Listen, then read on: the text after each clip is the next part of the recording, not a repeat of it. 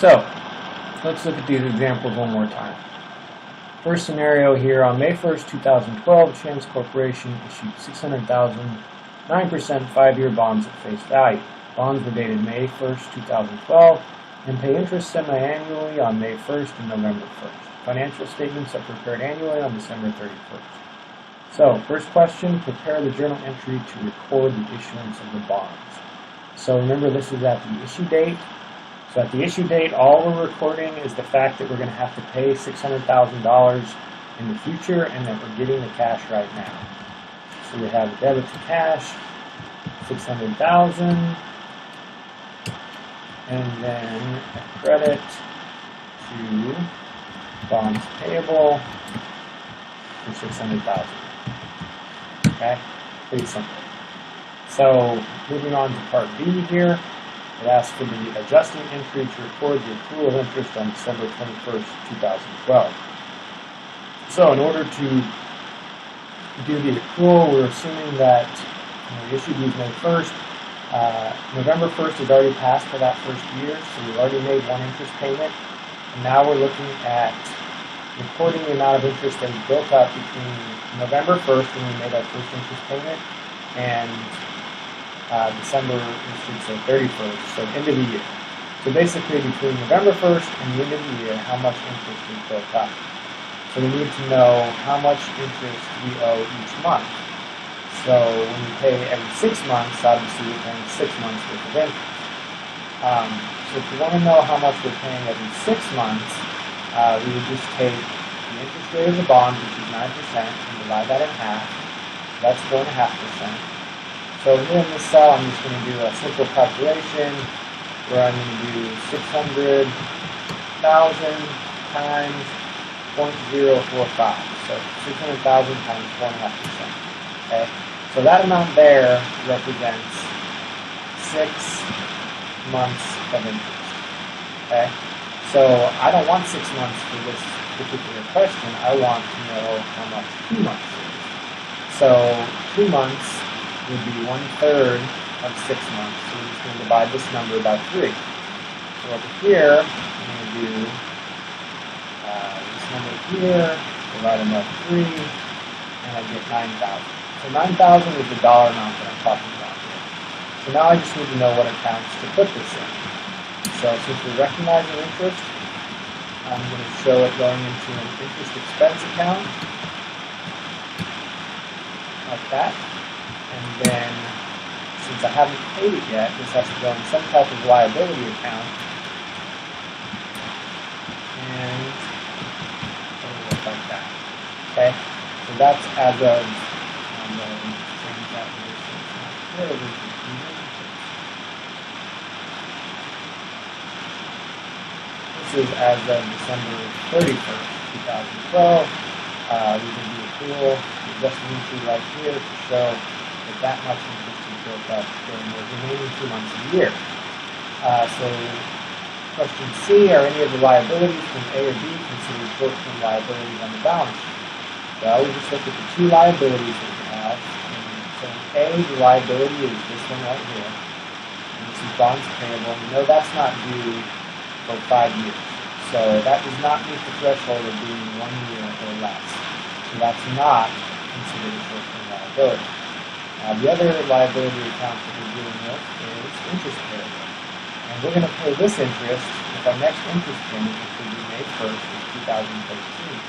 That is within the next year, so that is going to be yes, interest payable is due within 1 year. Okay? So that makes it a short-term liability. So, question B. Prepare the journal entry to record payment of interest on May 1st, 2013, assuming you haven't accrued any interest since the beginning of the year. So what that means is we're going to basically make the payment that this accrual pertains to. So this was us recognizing the expense for 2 months. Now we need to recognize the expense for the remaining 4 months and also pay off this liability. So to recognize the expense for the remaining 4 months in this cycle, we're going to do interest expense because putting in an expense account, that's what recognizes it. And then we're going to do 18,000 because 18,000 is the difference between a full 6 months worth of payments and the amount we already recognized. Okay, so then we also want to get rid of the liability that we created when we did this adjusting entry right here. So to get rid of the credit, we're going to debit that amount there. And of course, this is going to be a cash payment. So it's going to look like that. Okay? And then it asks us to show basically what a normal 6-month payment will look like. And since there's no financial statements being done during this time period, we're going to recognize it all and pay it all at the very same time. So, there we go. And then part F, assume that on November 1st, 2013, so right after we make this interest payment, chance the corporation that issued these bonds is going to call them or retire them, or in other words, buy them back at 102. So record the redemption of the bonds. So in order to do that, since we're buying them back, we want to get rid of the bonds payable that we recorded already. Okay? So I think it's easiest to do the first and last entry part of this entry before we do the middle one. Because these are the ones that we know based on the information we have here. We know bonds payable is going to be $600,000. And then we know how much we're paying in cash because we're basically paying 102% of the face value of the bonds. So all I have to do to figure this is do this amount times 1.02. That gives me 612,000. So the difference here is going to be made up by, well, first, you know it's going to be a debit because that's the part that needs the extra amount to be able to balance. So,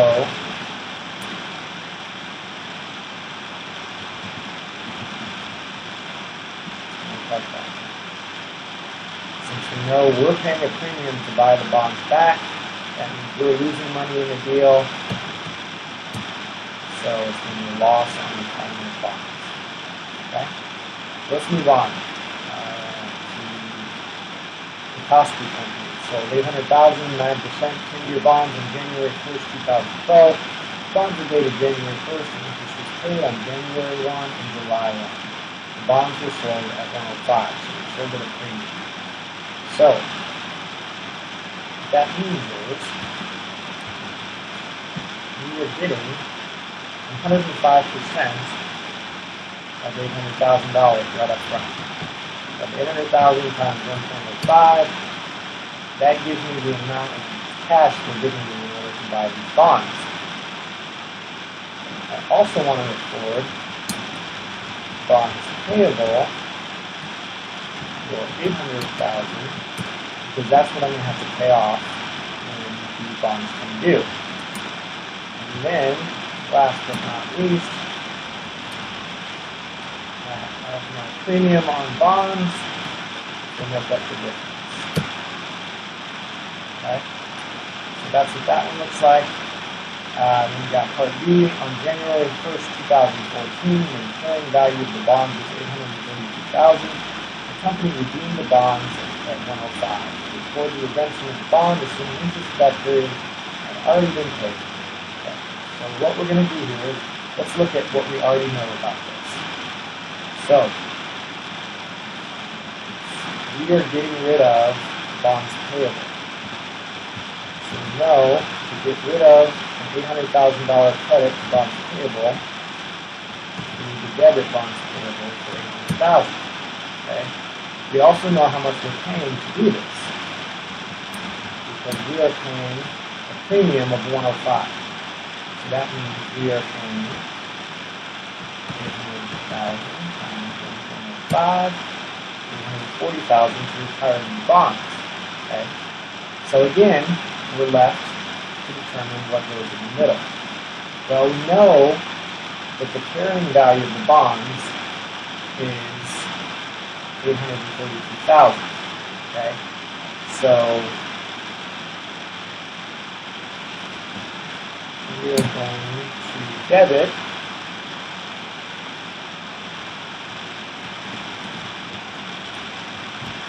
premium on bonds payable for 32,000. Okay. The reason we're doing that is because when it says the carrying value is 832,000, that 32,000 is a portion of this premium on bonds that was originally paid. Okay.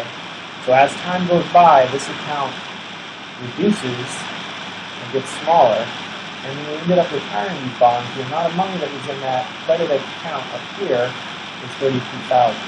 So to get rid of that, we need to come in here and debit that amount out. And so that's what we've done here. But we're still $8,000 shy of the amount that we need to pull this year off. So this becomes a loss of retirement of 8,000. Okay. So without getting too in depth on how you come up with that or why you're losing money here, basically one way to think about it is this. You issued the bonds for a 5% premium when you sold it. As time goes by, this account is reduced in order to make our total interest payments go down. In other words, as this account reduces over time, our interest expense account also reduces. So when someone pays us more money than the face value of the bond, that means that we're actually having to pay less interest over time. And so that's what we're trying to capture by having this account get lower, and as it gets lower, so does the balancing entry of lowering this account is also lowering the interest expense account. Well, down here, we ended up buying the bonds back for the very same premium. And as time passed, we had already taken money out of here to lower the interest rate, okay, over time. So basically what we're ending up having to do here, we're buying the bonds back for the same premium that we sold them for. So any amount that we use to lower interest rates on the bond, we're going to end up owing back. So essentially that's what this captures here. This is the amount that we used from the premium that the bonds were purchased at to lower the overall interest rate. And since we paid the exact same premium to buy these back, this amount here has to be recaptured. So that's why we end up with a loss on retirement there. Now, you don't have to necessarily know all the reasons why that happens. You can figure this out just by looking at the information given. We know bonds payable was $800,000, so to get rid of that, we have to debit $800,000 here. We know that we're paying $840,000 in cash just by looking at what the premium was we're paying to redeem these or purchase these back. And we know the premium on bonds, what the balance is in that account, because we know that the carrying value is $842,000.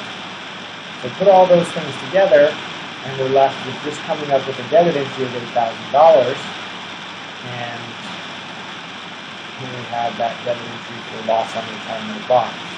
Okay?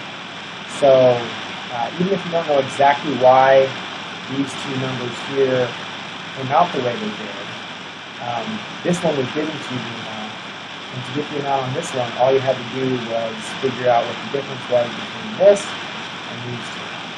Okay? Finally, the mortgage problem that we're looking at. $400,000, 8% 10-year mortgage. We've got semi-annual payments, so for each one of these payments, we're essentially going to say that each payment is going to include 4% of interest. So we start out by taking the principal remaining, $400,000 times 0.04, and that gives us the interest paid in that period. Then we're going to take the total payment that we know, subtract the interest paid, and that gives us the principal paid for this time period.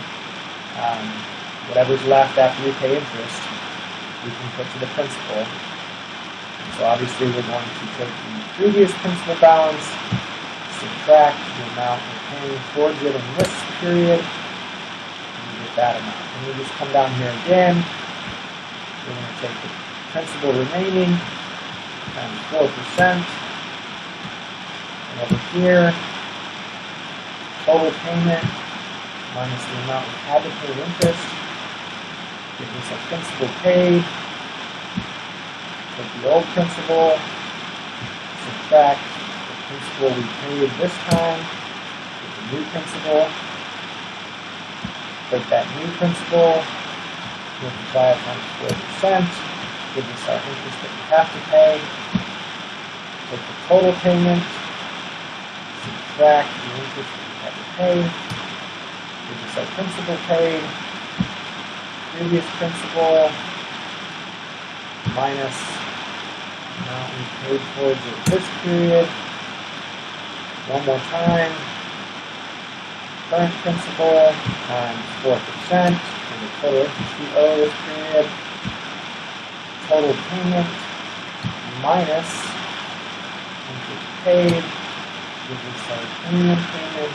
And finally, old premium balance minus what we paid towards it gives us our new balance.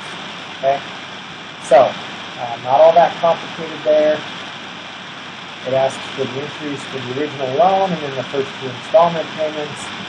Well, the original loan just gives us cash of $400,000 and a mortgage liability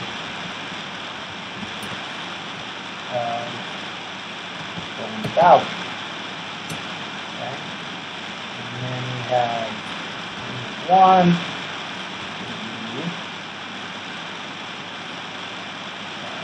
Debit to interest expense for first payment to interest right there, $16,000. And we're going to have a debit to mortgage payable, which since this represents the original balance, we want to lower that original balance to what it comes out to here. And the way we do that, since it's a credit balance, is we're going to debit mortgage payable for this amount right here. Okay? So 13, and then credit cash for the payment. Okay, so that's payment 1. And payment 2. Debit to interest expense. The new interest expense down in the second payment there, which is 15.62.68. Debit to mortgage payable, 13,970.22. Credit cash. There we go. Okay, so the first two payments. The original amount there, and we just keep going as payments are made, plugging in those numbers. And mortgage liability, how should mortgage liability be categorized on the December 31st, 2012 balance sheet? So, that would be basically after these first two payments were made, and mortgage payable, you would essentially figure out how much mortgage you're going to pay in the next year, which would be these two amounts right here. So those two together would be mortgage payable as a current liability, and then the rest of the balance of the mortgage would be mortgage payable as a long-term liability. And that's it.